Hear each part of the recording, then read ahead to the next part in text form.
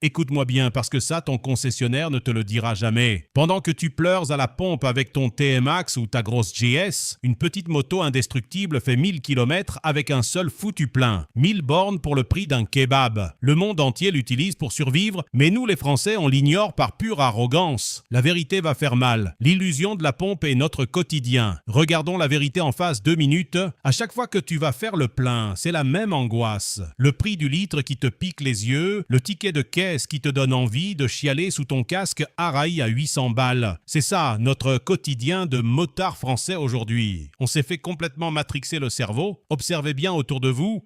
On voit des mecs en costard sur leur Yamaha Tomox flambant 9 à 15 000 euros ou des cadres supérieurs perchés sur leur BMW GS à 25 000 balles avec la bagagerie en aluminium complète juste pour aller au bureau. Ils se la racontent au feu rouge, ils bombent le torse, mais arrivés à la station-service, ils transpirent à grosses gouttes, ils lâchent 30 ou 40 balles tous les 3 jours juste pour faire leur trajet boulot-dodo. On est devenus les esclaves volontaires de la pompe à essence, on claque un demi-smic dans le carburant et l'entretien de machines totalement surdimensionnées pour rouler à 30 km/h dans les bouchons. C'est de la folie furieuse. Et le pire dans tout ça, c'est que pendant qu'on saigne notre compte en banque par pur ego, on méprise avec une arrogance dingue la solution absolue.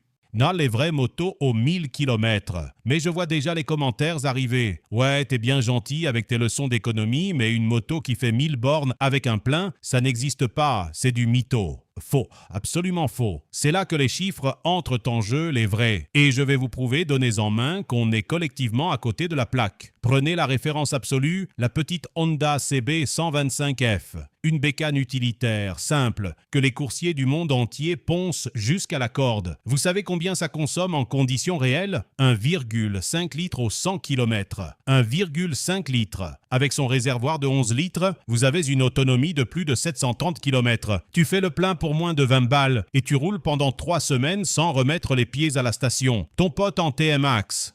Ah, et pendant ce temps-là, il a déjà fait 3 pleins et pleuré 2 fois devant le terminal de paiement. Mais attendez, j'ai mieux. Il y a encore plus dingue. La preuve ultime que l'industrie sait fabriquer des chameaux mécaniques, elle vient d'Espagne. La Rieju Aventura 125. Cette machine, c'est un véritable bras d'honneur à l'inflation. Les ingénieurs espagnols ont littéralement pété un câble dans le bon sens du terme. Ils ont greffé 2 réservoirs d'essence sur une moto de 125 cm3. Un réservoir classique de 14 litres à l'avant et un autre de 15 litres planqué à l'arrière. Total embarqué, 29 litres de carburant. Faites le calcul avec moi. Sur un moteur 4 temps moderne qui consomme environ 2,5 litres par 100 km vu le gabarit, ça te donne une autonomie délirante de 1160 km. Tu m'entends bien ? 1160 bornes. Tu fais Paris-Marseille.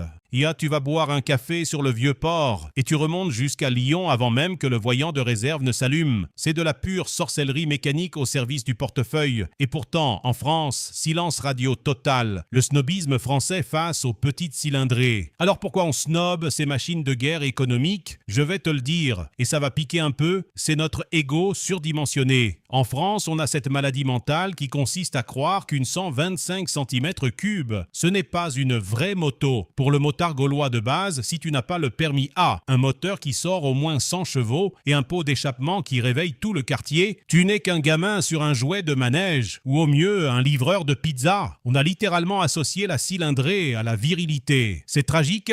Mais c'est la stricte vérité. Le mec moyen, il a l'impression que s'il roule sur une bécane de 11 ou 15 chevaux, il perd sa dignité d'homme. Il a besoin d'un monstre de plus de 200 kilos entre les jambes pour se sentir exister et bomber le torse au feu rouge. C'est le complexe de l'aventurier des boulevards. Résultat de ce snobisme absolu, on claque des fortunes dans le vent. On achète une image sociale à crédit. On préfère s'endetter sur 5 ans pour une grosse cylindrée qu'on n'exploitera jamais à 10% de ses capacités, plutôt que d'acheter cash une petite 125 utilitaire qui ferait exactement le même job en ville et sur le périph'. On paye le prix fort juste pour le regard des autres. Pendant qu'on fait les kékés pour épater la galerie en brûlant nos billets de banque dans des moteurs surdimensionnés, le gars en Honda CB 125F, lui, dont il rit sous cap. L'ego, ça coûte extrêmement cher, mes amis. L'hérésie du T-Max contre l'outil de survie, prenons l'exemple le plus frappant de cette hérésie totale, le Yamaha T-Max. C'est le roi des villes françaises, l'idole absolue des banlieues et des périphériques. Un TMAX 9 Tech Max, on frôle aujourd'hui les 15 000 €, 15 000 balles pour un scooter enveloppé de plastique. Et le cauchemar ne fait que commencer à l'achat. L'assurance te saigne à blanc parce que c'est le 2 roues le plus volé de France. Et l'entretien, laisse-moi rire 2 minutes, je suis mécano, je sais de quoi je parle. Sur un maxi-scooter, le moteur est planqué sous des kilomètres de carénage. Pour changer une simple bougie ou vérifier le jeu aux soupapes, le mécanicien doit démonter la moitié de la carrosserie. Tu passes à la caisse et tu raques la main-d'œuvre à prix d'or. Et je ne te parle même pas de la révision avec le changement de courroie et des galets. Au final, rouler au quotidien en TMAX, ça te revient littéralement aussi cher que d'entretenir une berline ou une citadine. C'est un gouffre financier absolu. De l'autre côté du ring, tu as l'outil de survie parfait. La petite moto 125 cm3 à boîte manuelle qui sort de concession à moins de 3 000 €. Là, pas de carénage inutile. Le petit monocylindre est là, à l'air libre, totalement accessible. Tu veux faire ta vidange ? Pas besoin de la valise électronique du concessionnaire. Tu as juste besoin d'une bassine, d'un entonnoir et d'une clé de 12. Ça te prend 10 minutes chrono le dimanche matin dans ton garage et la facture s'élève au prix d'un bidon d'huile à 15 balles. Bon, ton kitchen est rincé, tu en as pour 40 € sur Internet. C'est là toute la différence. D'un côté, on a une machine conçue pour te traire financièrement à chaque révision. De l'autre, une arme de mobilité pure et dure que n'importe qui peut entretenir avec une boîte à outils basique. L'ingénierie de la fringale, pourquoi ça ne consomme rien? Alors, comment ils font leur compte? Mettons les mains dans le cambouis 2 secondes. Pourquoi ces petites cylindrées ne consomment absolument rien? Ce n'est pas de la magie noire, c'est de l'ingénierie pure et pragmatique. Prenez le moteur de la Honda CB 125F avec sa technologie ESP, Enhanced Smart Power. Les ingénieurs nippons ont traqué la moindre friction interne. Le cylindre est désaxé pour réduire les frottements du piston sur la chemise. Et c'est ce qu'on appelle un moteur longue course. Concrètement, ça veut dire quoi en langage normal? Ça veut dire que le couple arrive très bas dans les tours. Tu n'as pas besoin de lui essorer la poignée comme un sourd et de monter à 10 000 tours par minute pour t'insérer dans le trafic. Tu roules en douceur sur le couple et c'est ça qui sauve ton plein d'essence. Ensuite, regarde le refroidissement. Pas de radiateur complexe, pas de pompe à eau, pas de liquide de refroidissement ni de durite qui rajoute du poids et vole de la puissance au moteur. C'est refroidi par air à l'ancienne par de simples ailettes. C'est basique, ça ne pèse rien et ça ne tombe jamais en panne. Enfin, l'électronique. Sur ces bécanes, l'alternateur ne pompe pas la moitié de la puissance du moteur pour alimenter un écran TFT de la taille d'une tablette.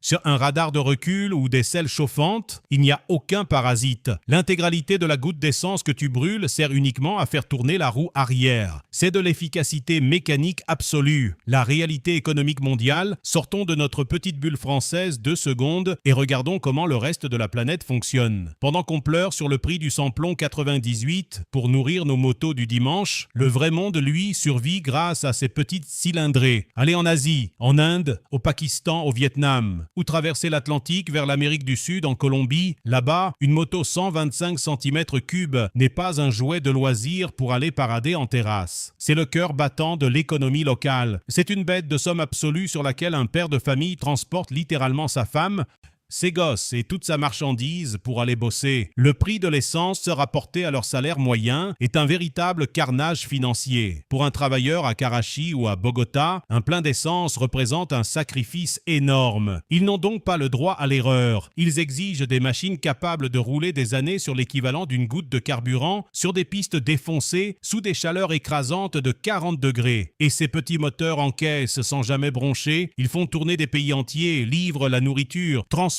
les matériaux, c'est une claque d'humilité monumentale. On regarde ces bécanes de haut avec notre arrogance européenne typique, alors que c'est exactement cette ingénierie de la survie qui maintient des milliards d'êtres humains à flot. Ils ont compris une chose fondamentale. La vraie performance d'une moto, ce n'est pas sa vitesse de pointe, c'est son endurance économique. L'hypocrisie de la moto électrique. Et parlons 2 secondes de la grande blague du moment. La moto électrique. Le gouvernement nous pousse, à coups de primes soi-disant écologiques, à acheter des 2 roues sur pile facturées 8 000, 10 000, voire 15 000 balles. Tout ça pourquoi? Pour finir en sueur au bout de 80 km parce que la batterie fond à vue d'œil. C'est l'enfer absolu de l'angoisse de l'autonomie. Tu passes tes soirées à chercher une borne de recharge en état de marche et tu pries pour que la batterie ne crève pas dans 5 ans car son remplacement te coûtera un rein. Face à cette arnaque technologique, tu mets une simple 125 cm3 thermique à 3 000 €.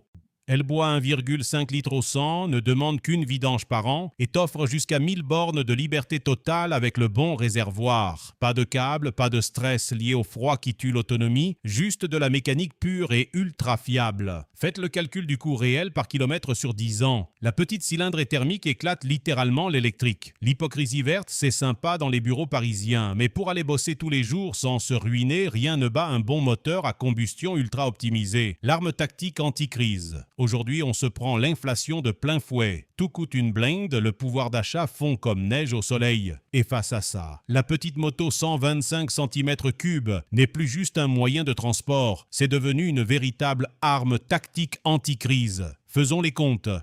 Parce que les chiffres ne mentent à jamais. L'assurance, 20 ou 30 balles par mois en tout risque, grand maximum. Tes pneus, un train complet sur une 125 utilitaire te coûte moins de 100 € et te fait 15 000 km facile. Va dire ça au mec en grosse cylindrée qui lâche 350 balles tous les 5000 bornes pour changer sa gomme tendre. Le stationnement, souvent gratuit ou facile à esquiver pour un petit gabarit, adieu les horodateurs qui te vident les poches. Mais le coup de grâce, c'est le carburant. Mettons que tu fasses 5000 km par an pour aller bosser. À 1,5 litre au 100, ça te fait 75 litres d'essence sur l'année. Allez, à la louche, c'est 150 € par an. 150 balles pour rouler tous les jours pendant 12 mois. C'est ce que le mec en TMAX ou en SUV lâche en à peine un mois. Réfléchis 2 secondes.